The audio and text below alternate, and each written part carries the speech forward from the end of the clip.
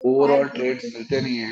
And I think कोई unmute mute सब लोग म्यूट पे रहना तो इजी रहेगा, वरना बाकियों को फिर दिक्कत हो जाती है। ठीक है, थैंक यू। हाँ, तो मार्केट में बहुत कुछ चल रहा है, ठीक है। अभी एक चीज जो मैं आपको बताना चाहता हूँ, एक, क्योंकि आजकल प्रॉब्लम क्या हो गया, इतना सारा न्यूज है बाहर एंड ओवरऑल मूवमेंट उतनी नहीं है। तो जनरली कब जब बहुत सारा न्यूज है, बहुत सारे खबर है और मूवमेंट नहीं होता है, मतलब कोई बड़ा मूव आने वाला है, ये आप समझ लेना। ठीक है, आज आप देख रहे हो मूवमेंट ज्यादा हो रही नहीं है, गोल्ड में भी देखो या सिल्वर में भी देखो, या अगर आप कोई इंडाइसिस भी देखो, ज्यादा मूवमेंट नहीं हो रही है। जो हो रही है वो वन साइड हो रही है, एंड वो वन साइड में एज सच ज्यादा कमाई किसी की नहीं हो रही। ठीक है, तो ये एक दिक्कत हो चुकी है मार्केट में अभी, एंड इसलिए ज्यादा ट्रेड्स मिल नहीं रहे। एंड बहुत लोग, मतलब जिनसे मैं बात करता हूँ, वो कह रहे हैं कि ओवरऑल मार्केट एकदम डल हो चुका है। अगर आप देखो विक्स जो वॉलेटिलिटी लेवल्स है वो भी बहुत कम हो गए हैं ओवरऑल। तो जनरली मार्केट में कुछ बड़ा होने वाला है, एंड हम देखते हैं आज की क्या हो सकते हैं। तो आज हम चार चीज के बारे में बात करेंगे। एक, हम मार्केट का रैपअप देंगे कि मार्केट में सारे इंस्ट्रूमेंट्स क्या लेवल्स पे है। फिर एक, हम यूएस की डेट सीलिंग की इशू, जो बहुत बड़ी इशू है, उस पर थोड़ा सी चर्चा करेंगे। फेड के मिनट्स कल रिलीज हुए, उसका एक छोटा सा सिनॉप्सिस ले लेंगे कि कल के मिनट्स में क्या बोला फेड ने। और फिर हम देखेंगे एक नया टेक्निकल इंडिकेटर। ठीक है, तो आइडिया ये है कि आप लोग को जितना इंफॉर्मेशन मैं दे सकूं मैं देना चाहता हूँ, क्योंकि ये इजी टाइम्स नहीं है ट्रेड करने के लिए। तो पहले हम एक क्विक ये देते हैं कि डेट सीलिंग में क्या हो रहा है। तो अगर आप मान के चलो यूएस, एक ना किसी का वापस, नेक्स्ट टाइम हम म्यूट पे रखना इजी है। ठीक है, तो अभी यूएस में डेट सीलिंग इशू हो रहा है। इसका मतलब क्या है, बेसिकली उनकी गवर्नमेंट अपना जो स्पेंडिंग है बढ़ाना चाहती है। ठीक है, उनका स्पेंडिंग लिमिट था 31.2 ट्रिलियन डॉलर्स, जो कुछ महीने पहले हिट हो चुका है। एंड जनरली ये बढ़ता ही है। ये लेवल बढ़ने के लिए दोनों हाउसेस, जो दोनों पार्टीज है, उनको एग्री करना पड़ता है एक स्पेंडिंग लिमिट के लिए, और फिर वो लेवल बढ़ जाता है, और फिर नॉर्मली जैसे चलता आया वैसे ही चलता आएगा। नाउ पास्ट में 78 टाइम्स ये इशू आया है, एंड हमेशा एक अच्छा, मतलब वॉलेटिलिटी के बाद चीजें नॉर्मल हो गई है। लास्ट जो इंस्टेंस था वो 2011 में था, एंड 2011 में अगर आप हिस्ट्री में देखोगे, एसएनपी उस हफ्ते 17% गिरा था जिस दिन ये अनाउंसमेंट आई थी। तो वैसा टाइप का मूवमेंट आ सकता है मार्केट में, तो बिल्कुल संभाल के रहना। मेरे हिसाब से आज से लेके संडे तक कोई ना कोई खबर आ जाएगी कि ये डेट सीलिंग हो रहा है कि नहीं हो रहा है रिजॉल्व। अगर ये रिजॉल्व नहीं हो रहा है तो आप मान के चलो कि डॉलर की वैल्यू इधर से सीधा 15 से 20% गिर सकती है, एंड बहुत जल्दी गिर सकती है, क्योंकि ये एक पहले बार होगा कि यूएस डिफॉल्ट कर रहा है अपने डेट पे। मतलब यूएस अपनी खुद की डेट नहीं भर पा रहा है, या इंटरेस्ट नहीं भर पा रहा है उस डेट पे। तो ये एक बहुत ही बड़ा नेगेटिव इवेंट होगा मार्केट में। इंडाइसेस 20 से 40% तक गिर सकते हैं, स्टॉक्स उससे ज्यादा। एंड ओवरऑल सारे मार्केट्स में, ग्लोबल मार्केट्स में एक बड़ा फियर आ जाएगा। पर जब तक वो नहीं हो रहा है तब तक मार्केट एंजॉय कर रही है, स्टॉक्स और इंडाइसेस एक साइड भाग रहे हैं। And eight this point risk होते हुए भी कोई भी रिस्क प्राइस्ड नहीं है। तो कल अगर कोई इवेंट होता है ब्लैक स्वान जैसा, तो कोई भी रिस्क प्राइस्ड नहीं है, ओवरनाइट चीजें बहुत बदल सकती हैं। तो थोड़ा संभाल के ट्रेड करना, ये थोड़े मुश्किल टाइम है। एंड अगर आप देखोगे कि ऐसे टाइम लास्ट 3 साल में आए नहीं है। अगर आप देखो 3 साल हमारा, इवन तो डिप्स आए हैं आफ्टर कोविड, कोई भी डिप इतना बड़ा नहीं आया कि मार्केट गिरा है। तो एज सच अगर आप देखोगे, हमने एक बेयर मार्केट 2008 के बाद एक्सपीरियंस नहीं किया है। जनरली बेयर मार्केट 10 साल में एक बार आते हैं, पर अभी ऑलमोस्ट 15 साल हो चुका है। तो आप मान के चलो कि अगर कोई टर्न आता है तो वो टर्न काफी बड़ा आ सकता है, एंड उसके लिए रेडी रहना बहुत जरूरी है। अगर आपको लगता है सपोर्ट्स रेजिस्टेंस, तो आप थोड़ा सा हिस्ट्री में अगर आप चार्ट देखोगे आप समझ जाओगे कि ये सपोर्ट्स रेजिस्टेंस सब बातें हैं, पर अगर ऐसा कोई ब्लैक स्वॉन इवेंट आता है तो सब कुछ उड़ जाता है। तो थोड़ा संभाल के ट्रेड करना, बिकॉज मैंने इतनी लेवल की यूफोरिया बहुत रेयरली देखी है। एंड जब भी ये होता है थोड़ा सा संभालना जरूरी है। जैसे कल यूएस में एक स्टॉक है एनवीडिया नाम का, जो एआई में काफी बड़ा मशहूर हो चुका है, सॉरी।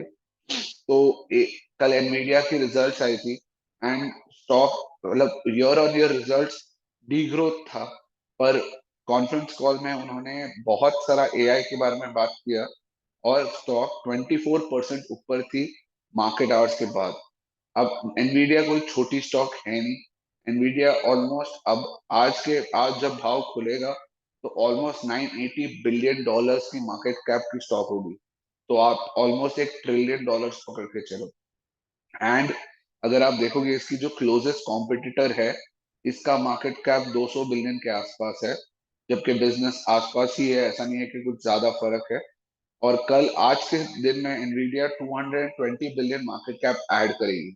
मतलब आप समझो उसके क्लोजेस्ट राइवल जितना मार्केट कैप एनवीडिया ऐड करेगी अपने टोटल मार्केट कैप में आज। तो ये दोस्तों एकदम यूफोरिया वाला टाइम है। अगर आप एआई या कोई भी न्यू टेक्नोलॉजी बात करो, आपके स्टॉक्स कंपनीज को बहुत फायदा हो रहा है। एंड ओवरऑल लोग ट्रेडर्स इन्वेस्टर्स रिस्क बिल्कुल नजरअंदाज करके ट्रेड कर रहे हैं। और हिस्टोरिकली कभी भी इसका हमेशा एंड ब्रूटल ही रहा है, कभी अच्छा नहीं रहा है। पर कब तक चलेगा ये कोई नहीं बोल सकते, शायद और 6 महीने चले, 1 साल चले।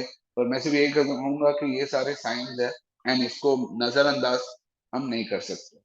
ठीक है, तो पहले हम चलते हैं सारे अभी इंस्ट्रूमेंट्स का एक क्विक राउंड अप देने के लिए। तो पहले चीज हम डॉलर देखेंगे। आप डॉलर में क्लियरली देख सकते हो कि डॉलर ने एक ब्रेकआउट दिया है इधर 103.6 के ऊपर, और अब चल रहा है 105.7 की तरफ बढ़ रहा है। पर मेरे हिसाब से यहाँ थोड़ी सेलिंग आ सकती है, क्योंकि अगर आप देखोगे कि ओवरऑल ट्रेंड तो मजबूत है, बट अगर डॉलर में कुछ नेगेटिव न्यूज आ जाए तो डॉलर इधर से एक और बार 103.5 आ सकता है। अगर नीचे आके उसने ये तोड़ दिया नीचे की तरफ, तो ये एक फॉल्स ब्रेकआउट भी माना जाएगा। ठीक है, तो अगर आप डॉलर के हिसाब से ट्रेड कर रहे हो, ये मत समझना कि डॉलर भाग चुका है और अब वापस नहीं आएगा। ऐसा बिल्कुल नहीं है, आ सकता है वापस। पर ये सब ये देखना है कि कितना अभी समय लगता है इसको आने के, और किस तरह जाता है। ओवरऑल ट्रेंड अपवर्ड्स है, बट अगर आप देखोगे कि ट्रेंड थोड़ा सा वीक हो रहा है अभी। अभी तक ट्रेंड काफी स्ट्रांग था, अगर आप देखो ये अच्छा खासा डाउनवर्ड ट्रेंड लाइन ब्रेकआउट दिया और एक तरफ अभी ऊपर चल रहा है। पर यहाँ पे 104 से लेके 104.2 के आसपास मेरे हिसाब से काफी सेलिंग प्रेशर आएगा। तो वो एरिया में आप थोड़ा संभाल के रहना, एंड एक और रिवर्सल आ सकता है। ठीक है, फिर हम चलते हैं करेंसीज की तरफ। तो अगर डॉलर स्ट्रांग है तो हमें पता है क्लियरली क्या वीक है। एंड पिछले हफ्ते भी मैंने सॉरी ये आपको बताया था कि यूरो वीक है। एंड यूरो एक्चुअली अगर आप देखोगे कि बहुत ही जल्द नीचे 105 की तरफ बढ़ रहा है। एंड अभी यहाँ पे 107 एक अच्छा सपोर्ट आएगा। पर जिस तरह यूरो में मोमेंटम वीक होते जा रही है, तो मुझे एक रिवर्सल भी अगर दिखा तो छोटा सा दिखेगा। एंड अगर आपको एक अप मूव के लिए खेलना है तो 107 का स्टॉप लॉस रख के 109 के लिए आप एक बार खेल सकते हो, अगर यहाँ पे रिवर्सल आए तो। वरना ओवरऑल डायरेक्शन तो नीचे ही लग रहा है यूरो का। ठीक है, वही तरफ जीबीपी देखेंगे तो जीबीपी ने काफी बेटर परफॉर्मेंस दिया यूरो से लास्ट कुछ हफ्तों में। एंड आप देखो जीबीपी यहाँ पे 123.5 वाला लेवल अभी तक नहीं तोड़ा है, और ये बहुत ही क्रूशियल लेवल है। इसके नीचे जीबीपी बहुत वीक हो जाएगा। तो ये लेवल आप संभाल के रहना। अगर 123.5 टूटा तो 122.6 का लेवल बहुत जल्द आ सकता है। तो जीबीपी में संभाल के रहना, एक रिवर्सल की पॉसिबिलिटी जीबीपी में यूरो से ज्यादा लगती है। ठीक है, फिर हम चलते हैं हमारे ऑस्ट्रेलिया न्यूजीलैंड की तरफ। तो आप देख सकते हो ऑस्ट्रेलियन डॉलर को तो कल बहुत ही बुरी तरीके से मार्केट ने पीटा। 1 टका कल डाउन था, आज 0.2 और डाउन है। पर ये अच्छा, अगर आप देखो ये अच्छा सपोर्ट से टूटा है। एंड अगर यहाँ थोड़ा कंसोलिडेशन मिलता है तो एक और बार 66 की तरफ मेरे हिसाब से ऑस्ट्रेलियन डॉलर चल सकता है। एंड अगर नीचे की तरफ देखोगे तो अभी अच्छा सपोर्ट 63.50 के आसपास है, जो लंबा लॉन्ग टर्म सपोर्ट है, सॉरी। 6350 पे लॉन्ग टर्म सपोर्ट है। तो ओवरऑल ट्रेंड थोड़ा वीक हुआ है बिकॉज सपोर्ट ब्रेक हुआ है। पर अब ये देखना है कि अगर ये फॉल्स ब्रेक डाउन था कि नहीं, वो हमें कुछ हफ्तों में समझ जाएगा। न्यूजीलैंड डॉलर तो कल न्यूजीलैंड की न्यूज आई थी और न्यूजीलैंड ने अपना इंटरेस्ट रेट बढ़ाया है 25 से, एंड मार्केट ने उसको बहुत ही नेगेटिवली लिया और आप देख सकते हो यहाँ पे बहुत कल ऑलमोस्ट 2.2% डाउन थी। आज और एक आधा परसेंट डाउन है। एंड अभी शॉर्ट टर्म में सारे इंडिकेटर्स ओवरसोल्ड दिखा रहे, तो एक बाउंस मैं न्यूजीलैंड डॉलर में एक्सपेक्ट कर रहा हूँ टूवर्ड्स 6160 के तरफ। तो 80 पॉइंट्स का एक ट्रेड आ सकता है with stop loss of strictly 6050। वो रख के आप एक ट्रेड ले सकते हो। यहाँ पे देखो बहुत सपोर्ट है, अगर आप देखोगे ये लेवल, ये 60-80 के आसपास काफी सपोर्ट है। तो यहाँ से एक मैं एक टर्न एक्सपेक्ट कर रहा हूँ न्यूजीलैंड डॉलर में। एंड आई थिंक वो क्विक टर्न हो सकता है, थोड़ा भी डॉलर में वीकनेस आया तो न्यूजीलैंड डॉलर एक क्विक रिवर्सल दे सकता है। सीएचएफ में अगर आप देखोगे 90-70 का लेवल, 90-60 और 90-70 अभी भी रेजिस्टेंस बने हुए हैं। एक ब्रेकआउट नहीं मिल रहा है सीएचएफ को यहाँ पे। तो अनलेस ये ब्रेक होता है, अगर ये ब्रेक हो जाता है तो अगला लेवल 9140 का है। 9140 मेरे हिसाब से आ सकता है अगर ये ब्रेकआउट देता है। पर ब्रेकआउट अभी तक आया नहीं है, तो मेरे हिसाब से थोड़ा और कंसोलिडेट होके 90 के आसपास वापस आ सकता है। तो एक और बाइंग जोन अगर आपको बाई करना है तो 90 की तरफ आपको वापस एक बाइंग चांस मिल जाता है। कैड वही देखे तो कैड ने कल बहुत टाइम बाद एक ब्रेकआउट दिया 3550 के ऊपर, और अब 36 लेवल्स के आसपास है। ये एक बार 3650 जा सकता है before any kind of a reversal in this. तो 3650 आप एक्सपेक्ट कर सकते हो कैड में। एंड नीचे की तरफ अगर आप देखोगे 3550 का स्टॉप लॉस रख के आप ट्रेड कर सकते हो। फिर अगर आप देखोगे जेपीवाई को, तो देखो वन वे हमारा जो कॉल था, हमने 134 से कहा था कि यूएसडी जेपीवाई 140 जाएगा, और अब आप क्लियरली देख रहे हो 140 के लेवल आ रही है।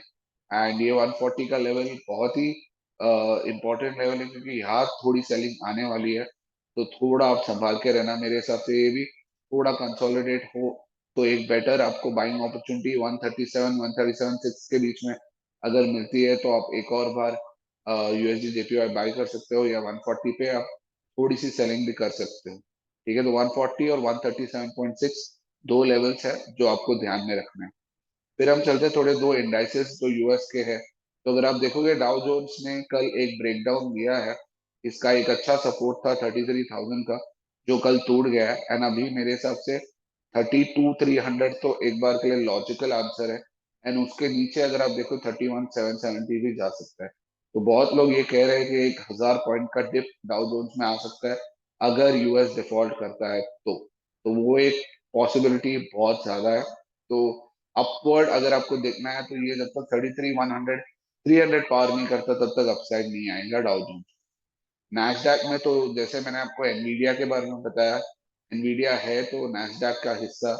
इसलिए अगर आप कल देखोगे, कल मैं आपको बता दूंगा स्पेसिफिक टाइम जब वो खबर आई थी, और आप देखो यहाँ पे वो खबर आई थी कि एनवीडिया ने रिजल्ट जब डिक्लेयर किए, और आप देखो वन साइड मूव आया है। क्योंकि अगर एक लार्ज कैप स्टॉक 25 तक का इंडेक्स में बढ़ जाए तो कोई भी इंडेक्स ऊपर ही जाएगा, और वो एग्जैक्टली वैसा ही हुआ।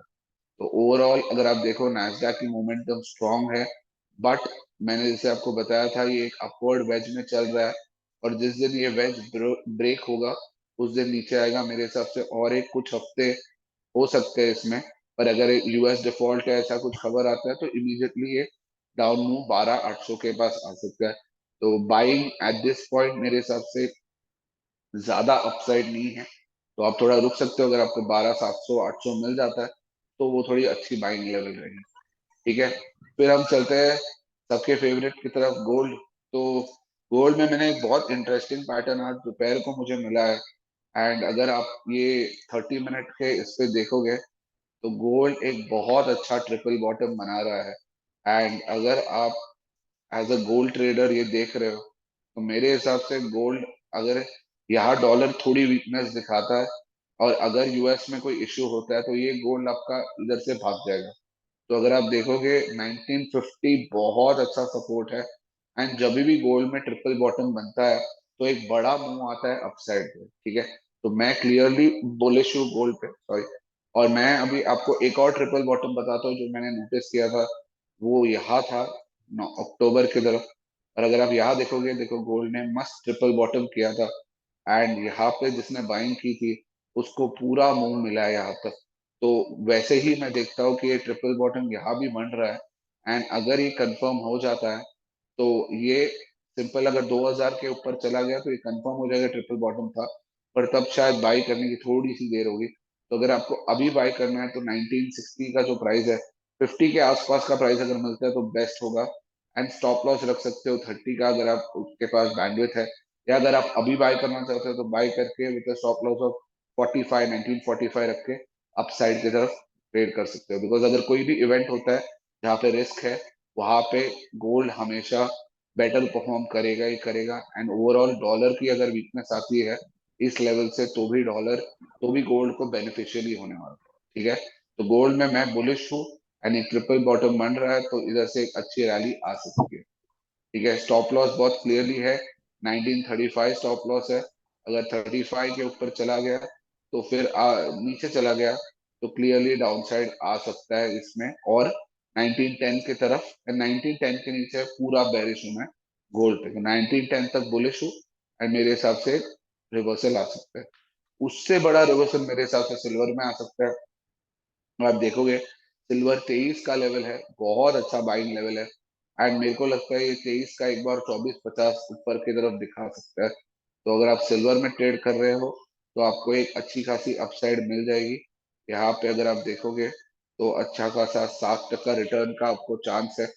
एंड आपका स्टॉप लॉस आपको 2280 पे रखना है, 2280 पे आप स्टॉप लॉस रख के आप एक अपसाइड का ट्रेड ले सकते हो सिल्वर में। ठीक है, ऑयल अगर आप देखोगे, ऑयल में आज थोड़ी सेलिंग आई, पर मेरे हिसाब से ऑयल अपवर्ड मूवमेंट की तरफ जा रहा है।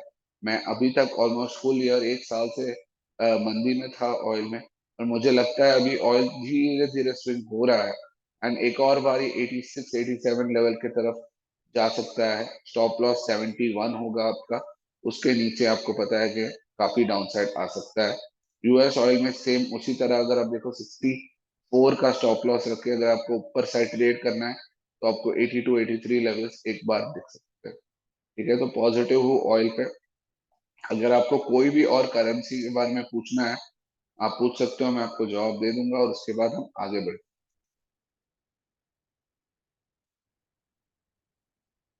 एंड क्रिप्टो करेंसीज पे अगर आप ट्रेड करते हो तो क्रिप्टो में मैं आपको एक बार बता देता हूँ कि अब काफी बेरिश लग रहा है, मुझे लग रहा है, क्योंकि 30,000 पार नहीं हो पाया, मेरे हिसाब से वापस 20,000 बिटकॉइन आ सकते हैं, बाकी सब भी वही लेवल में नीचे आ सकते हैं। तो थोड़ा सा नेगेटिव हूँ क्रिप्टो पे। तो मुझे जीबीपी जेपीवाई का पूछा है तो मैं एक बार वो देख लेता हूँ। तो अगर आप देखो जीबीपी जेपीवाई भी 170 एक अच्छा लेवल था, अब उससे एक बार के लिए ऊपर ब्रेकआउट आ चुका है। एंड अब अगर आप ये चार्ट देखो तो आप समझ सकते हो कि अब रेजिस्टेंस लेवल पे वापस है, एंड ये वाला जो लेवल है यहाँ पे आपको मेरे हिसाब से थोड़ी सेलिंग आई है, बट 173 के ऊपर एक अच्छा बाय बन जाता है। ओवरऑल काफी ओवरबॉट है अभी, तो थोड़ा सा संभाल के ट्रेड करना। क्योंकि देखो जेपीवाई वाले सारे काउंटर में सबसे बड़ी तकलीफ क्या होती है कि अगर मूव बहुत जल्दी आ जाता है, तो मेरे हिसाब से अगर आपको ये लेवल पे ब्रेकआउट के लिए 173 के ऊपर अगर आ जाता है तो रुक सकते हो, वरना सेल करके आप नीचे के साइड अच्छा कमा सकते हो। At this point risk reward sell की तरफ ज्यादा है, बाई की तरफ कम है। तो ओवरऑल मेरे हिसाब से जेबीपी जेपीवाई बेचने लायक है। ठीक है, और कोई करेंसीज के बारे में कोई पूछना चाहता है, या कोई और इंस्ट्रूमेंट के बारे में?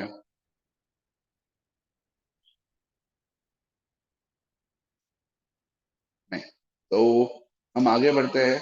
ठीक है, तो हमारा आज का टॉपिक है फेड मिनट्स। जो कल फेड ने अपने मिनट्स रिलीज किए, तो हमारा समझना यह है कि फेड अपने मिनट्स में क्या बताना चाहता है। तो कल हमने ये समझा कि फेड अब क्लियरली कह रहा है कि शायद और एक रेट हाइक नहीं आएगा, स्पेशली इस मीटिंग में। तो अगला मीटिंग जून 14 को है, तो आप अपने सबके कैलेंडर में जून 14 डाल देना, क्योंकि वो बड़ा इंपॉर्टेंट डेट है। हम उसके एक दिन पहले सीपीआई आता है, तो वो 2 दिन मार्केट में वॉलेटिलिटी बहुत ज्यादा होगी। तो जून 13 और जून 14 बहुत इंपॉर्टेंट डेट्स है। एंड जून में मार्केट उस 2 दिन में बहुत घूमने वाला है। तो उस हिसाब से अगर आप देखोगे, अगर सीपीआई का डेटा एक दिन पहले आता है और वो डेटा नेगेटिव रहता है, तो फिर फेड को अपना स्टांस बदल के हाइक करना पड़ेगा, तो तब तक सब लोग सरप्राइज में रहेंगे। मैं एक और चीज बता दूं कि अगर डेटा एक दिन पहले आता है फेड के मीटिंग के, तो फेड के जो चेयरमैन है जेरोम पावर, वो और बाकी मेंबर्स डेटा देख भी लेते हैं, क्योंकि उनको पता है कि उनको डिसीजन लेना है और वो डेटा बहुत इंपॉर्टेंट है। अदरवाइज वो डेटा कंप्लीटली ट्रांसपेरेंट है और कोई देख नहीं सकता। पर जब ऐसे एक दो दिन पहले इवेंट के आता है, तब वो लोग डेटा देख लेते हैं, ताकि उनको भी आइडिया आ जाए कि उनको डिसीजन कैसे लेना है। तो ओवरऑल मेरे हिसाब से अभी भी बड़ा क्वेश्चन मार्क है कि रेट हाइक आएगा कि नहीं। मेरे हिसाब से रेट हाइक आएगा। एंड अगर आप फेड मॉनिटर टूल देखो, तो मैं एक चीज जो मैं ट्रैक करता हूँ, और अगर आपको ट्रैक करना है मार्केट में, तो ये आप ट्रैक कर सकते हो कि फेड का एक मॉनिटर टूल बोलते हैं इसको, एंड ये investing.com पे अवेलेबल होता है। एंड ये बहुत ही यूजफुल है समझने के लिए कि फेड अभी एस्टिमेट्स क्या है कि हाइक के कि नहीं, के पॉज के। तो आप देख सकते हो हाइक के प्रोबेबिलिटीज बढ़ रहे हैं। एंड अगर ये हाइक के प्रोबेबिलिटीज अभी 30% है, ये थोड़े टाइम पहले ये ऑलमोस्ट 5-10% थे, तो प्रोबेबिलिटी धीरे धीरे बढ़ रही है for a rate hike. And अगर रेट हाइक होता है, तो फिर मार्केट के लिए बड़ा नेगेटिव होगा मेरे हिसाब से, क्योंकि ये इतने सारे रेट हाइक सिस्टम को कोलैप्स कर सकता है बहुत जल्दी, एंड वो होने के चांसेस बढ़ रहे हैं। अदर देन दैट, बहुत एक बात हुई थी कुछ टाइम पहले कि डिसइन्फ्लेशन आएगा मार्केट में, कि मार्केट में इन्फ्लेशन अभी उल्टा तरफ जा सकता है, कि अभी इन्फ्लेशन बढ़ रहा था, अब इन्फ्लेशन बहुत जल्दी घटेगा। पर कल के उनके रिपोर्ट में उन्होंने एक बार भी ये बात नहीं कही है। मतलब मेरे हिसाब से इन्फ्लेशन बढ़ने वाला है, कम नहीं होगा, और कम होगा तो भी बहुत स्लोली होगा। उन्होंने भी अपना स्टांस थोड़ा इन्फ्लेशन पे चेंज कर लिया है। अब उनका क्लियर स्टांस है, इन्फ्लेशन अभी भी हाई है एंड उसको मेंटेन करने के लिए जरूरत है। एक और बात जो उन्होंने की कि यूएस में भी जो बड़ा बैंकिंग क्राइसिस चल रहा है, उसके चलते थोड़े बहुत इश्यूज हो रहे हैं, ओवरऑल लैंडिंग में भी इश्यूज आ रहे हैं। इसलिए फेड ने काफी लिक्विडिटी पंप किया था लास्ट 1-2 महीने में, पर वो लिक्विडिटी अब धीरे धीरे वापस निकल जाएगी, क्योंकि अब उसकी जरूरत नहीं है, एंड वापस ये लोग बैलेंस शीट रिडक्शन की तरफ वापस बढ़ेंगे। ठीक है, तो 13-14 को इनका जो मीटिंग रहेगा बहुत इंपॉर्टेंट रहेगा। तो बेसिक जस्ट ये था। जनरली फेड मिनट्स एक इवेंट बन जाता है मार्केट में, पर कल वो फेड मिनट्स का कोई इवेंट नहीं था, क्योंकि एज सच उन्होंने कुछ बड़ा डेटा दिया नहीं, एंड अगर वो लोग बड़ा डेटा नहीं देते हैं, तो फिर एज सच मार्केट नहीं मूव होती है। तो एक नॉन इवेंट बन के रह गया कल का फेड में। तो अब हम चलते हैं हमारे टेक्निकल इंडिकेटर की तरफ, जो है रेट ऑफ चेंज। तो अगर आप देखोगे, रेट ऑफ चेंज एक मोमेंटम बेस्ड इंडिकेटर है। ये आपको बेसिकली बहुत ही सिंपल वे में बताऊं कि अगर लास्ट 10 दिन के प्राइस हाई है एंड उसके पहले 20-25 दिन के प्राइस लो है, तो ये बताएगा आपको कि लास्ट 10 दिन में प्राइसेस हाई है, मतलब मोमेंटम स्ट्रांग है। बहुत ही सिंपल इंडिकेटर है, ज्यादा लॉजिक भी नहीं है। तो अगर आपको पता है कि लास्ट 10 दिन में बाइंग आ रही है, उसके पहले नहीं आ रही थी, तो एक बाय इंडिकेटर आ जाता है। एंड अगर सेम चीज अगर लास्ट 10 दिन में सेलिंग बढ़ रही है एंड उसके पहले बाइंग हो रही थी, तो ये बस सेल इंडिकेटर भी। ठीक है, ये आपको सारे प्लेटफॉर्म्स में मिलेंगे, including TradingView and even एमटीफाई। तो आप ये आराम से यूज कर सकते हो इसका। ये कभी एक सोलो इंडिकेटर जैसे मत यूज करना। ये हमेशा इसको आपको चाहिए तो एमएससीडी या एडीएक्स या आरएसआई किसी के साथ भी आप क्लब करके यूज करना, तब जाके आपको इसमें और बेटर इंडिकेटर्स मिलेंगे। एंड इसमें आपको बाय सेल सिग्नल इस पे मिलता है, अगर जीरो के ऊपर है तो बाय है, जीरो के नीचे सेल है। एंड वो आपको ट्रेंड बताता है कि ट्रेंड वीक हो रही है कि स्ट्रांग हो रही है। ठीक है, इसमें आप डाइवर्जेंसेस भी, ओवरबॉट ओवरसोल्ड भी फाइंड आउट कर सकते हो, एक बार आप चार्ट में देख लेते हो। ठीक है, ये आपको बेसिकली एक आपको आइडिया देता है कि मार्केट ऊपर जा रही है या नीचे जा रही है। और ये सिर्फ प्राइस देखता है, ये और कोई चीज को नहीं देखता है, और कोई चीज को फैक्टर नहीं करता है। जैसे बहुत लोग वॉल्यूम फैक्टर करते हैं इंडिकेटर्स में, या बहुत लोग एवरेजेस फैक्टर आउट करते हैं, इसमें वो प्योरली प्राइस देखता है। तो इसलिए एक प्योर इंडिकेटर है, ज्यादा मचमच नहीं है, ज्यादा ओवर कॉम्प्लिकेटेड नहीं है, बहुत ही सिंपल सा है। एंड मैं आपको दिखाता हूँ इसको कैसे यूज करते हैं। तो इसमें सबसे बड़ी बात जो अगर आपको समझनी है, कि पहले ये है कि आपको जब ये यूज कर रहे हो तो आपको क्या टाइम डालना है, बिकॉज इसमें टाइम बहुत इंपॉर्टेंट है। इसको देखते हैं क्लियरली इसमें हमारे गोल्ड के चार्ट में, बिकॉज सबसे बेस्ट एग्जाम्पल मैं हमेशा गोल्ड देता हूँ बिकॉज सब लोग रिलेट कर पाएंगे। तो आप देखोगे यहाँ पे गोल्ड का अगर आप देखो, हमें 9 का मैंने डे रखे, 9 डेज के रखे। अगर आप एक शॉर्ट टर्म ट्रेडर हो, अगर आप डे ट्रेड करते हो तो 9 दिन मेरे हिसाब से काफी है। 9 दिन के हिसाब से आप इंडिकेटर यूज कर सकते हो। तो अगर आप देखोगे इधर 9 दिन के हिसाब से ये हमारा जीरो का लाइन है, ठीक है। तो उसने, अभी हम पहले सिर्फ ये देखेंगे फिर हम देखेंगे कि क्या सिग्नल्स कब दिए। तो इसने 16 फरवरी को, 14 फरवरी के आसपास एक बाई दिया। तो हम देखते हैं 14 फरवरी को कहाँ पे था गोल्ड। तो ये है 14 फरवरी के आसपास, ये 14 फरवरी है। प्राइस आपको दिख रहा है 1855 है। एंड अगर आपको देखो ये बाय यहाँ जाके आपको 2008 तक का मूवमेंट दिया। पर अगर आप देखो ये बाय देने के बाद ऑलमोस्ट 20 दिन तक आप लॉस में ही थे, ठीक है। एंड इसका ये क्यों होता है, क्योंकि अगर आप देखोगे ये सिर्फ प्राइस देखता है। तो अगर यहाँ प्राइस गिर रहा था, ठीक है, तो ये तो नेगेटिव था। फिर जैसे ही ये प्राइस गिरना बंद हुआ तो वो बताता है एज एन इंडिकेटर कि अब यहाँ पे सेलिंग मोमेंटम खत्म हो रही है। बट मोमेंटम यहाँ खत्म नहीं होती, यहाँ खत्म होती है, बट उसने यहाँ पे बाई इंडिकेटर यहाँ पे आसपास दे दिया, ठीक है। अराउंड 1830 के आसपास बाय इंडिकेटर आ चुका था। एक और डिप आया और फिर ऊपर चला। तो मैं हमेशा, जैसे मैंने आपको पुराने चॉकिंग मनी फ्लो में भी समझाया था कि इसको एकदम एग्जैक्ट मत लेना। अगर आपको चाहिए तो इसमें डिप्स भी आते हैं।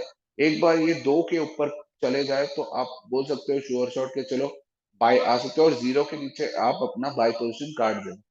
बहुत ही क्लियर सिंपल सा ये है। तो अगर आप देखो जब जब इसने बाय इंडिकेटर दिया है एक अच्छा रिटर्न आया है। तो अगर आप देखो यहाँ पे लेटेस्ट 1 मई को उसने एक बाय इंडिकेटर दिया था।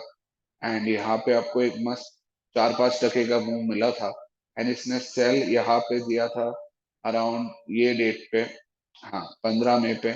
तो अच्छा खासा अभी भी सेल ही दिखा रहा है, 2.5% का ओवरऑल ये दिखा रहा है, ठीक है। तो अब भी वो सेल ही दिखा रहा है, बट ओवरऑल एक्यूरेट है।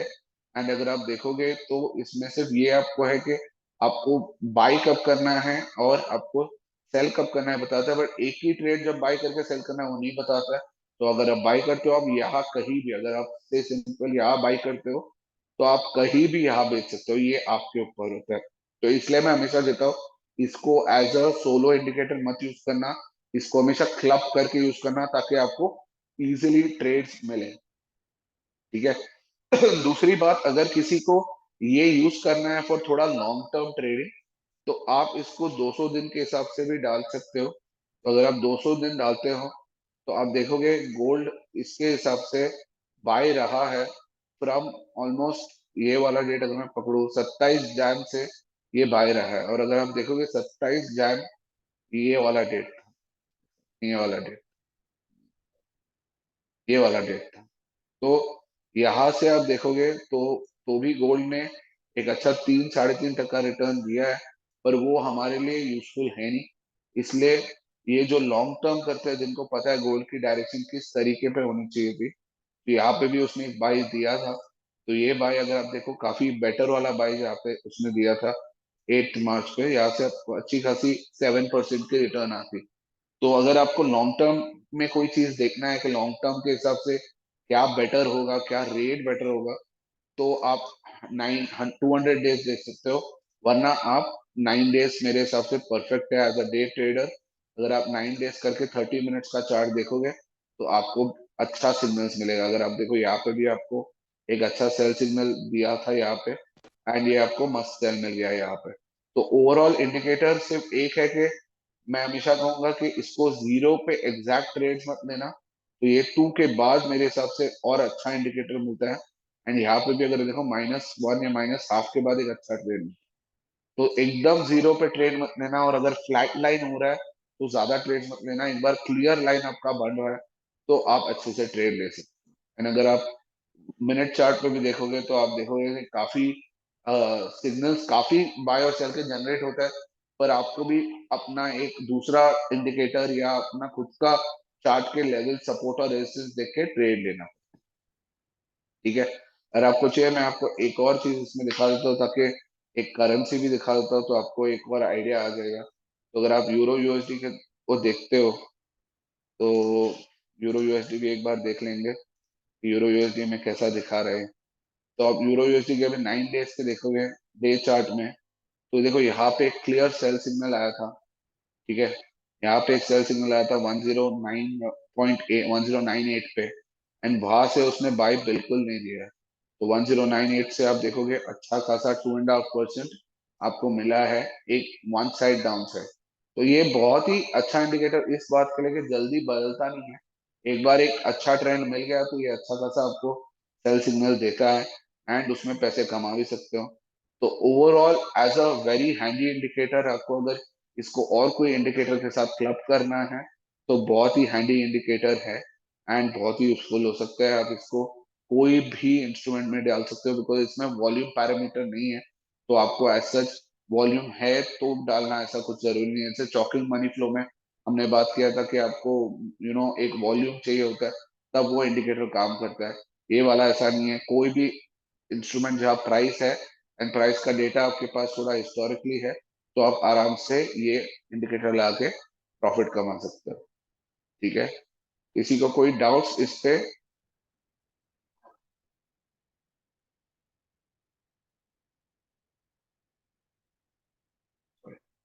No sir.